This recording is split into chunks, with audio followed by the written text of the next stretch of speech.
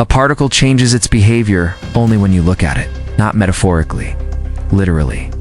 Reality waits to be observed, then decides what it is. That is not philosophy. That is physics. And it raises a terrifying possibility. What if reality is not fundamental? What if it is rendered? For most of human history, reality felt absolute. Rocks were solid. Time moved forward. Space was empty. But the deeper we looked, the less real things became.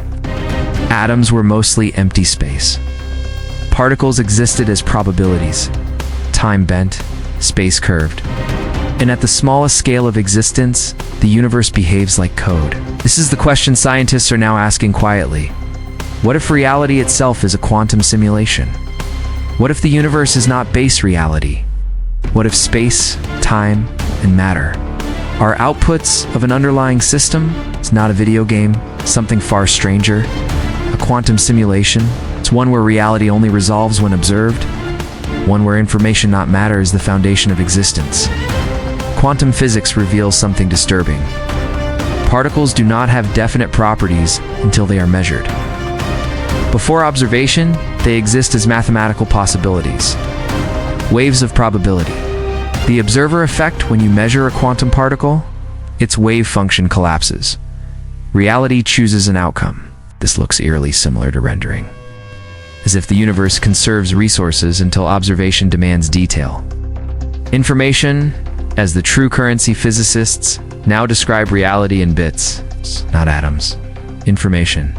Black holes encode information on their surface. Space-time behaves like a data structure. Entropy measures missing information. Reality acts less like matter and more like computation. This idea is not science fiction. It comes from real problems in physics. Problem 1. The Planck limit. There is the smallest measurable unit of space and time. Below it, reality has no meaning, just like pixels, just like frames. Problem 2. The universe runs on math. The laws of physics are suspiciously elegant, not messy, not approximate, exact, as if written. Problem 3. Quantum randomness. Randomness appears fundamental, not caused, generated, as if outcomes are sampled from a probability engine. Step 1.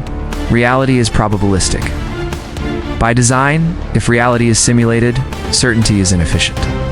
Probability saves resources. Only calculate what is necessary. Only resolve what is observed.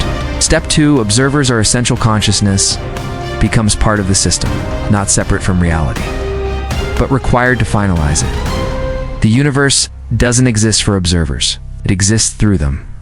Step 3. Physical limits are computational limits. Speed of light, maximum energy, entropy. These may not be natural boundaries. They may be processing limits. Bandwidth constraints. Step 4. Laws of physics are update rules. Constants never change, not because they are eternal, but because the code is stable. Physics becomes software.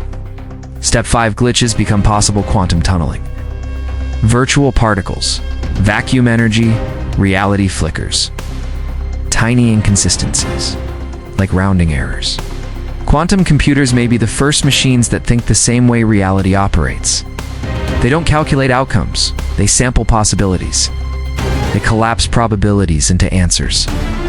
We are building tools that resemble the machinery of the universe itself. Some physicists argue, if advanced civilizations exist, they would simulate universes. Even one does. Simulated realities vastly outnumber base realities. Statistically, we are more likely inside the simulation than outside it. This is not belief. It is probability theory. If reality is simulated, does it make it less real? Pain still hurts.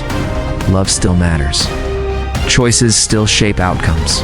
Meaning does not disappear, but origin changes. God becomes programmer. Nature becomes algorithm. Fate becomes probability. What happens if we confirm it? Do laws lose authority?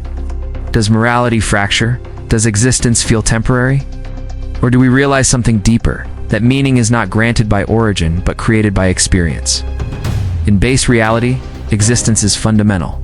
In a simulation, information is fundamental, but lived experience remains unchanged. A simulated universe is not a prison. It is a context, a stage, a test, or simply the only way reality can exist at all. If reality only becomes real when observed, if the universe behaves like computation, if consciousness collapses possibility into existence, then the most important question is not, is this a simulation? But this. If reality is being rendered, what are we meant to do with the time we are given?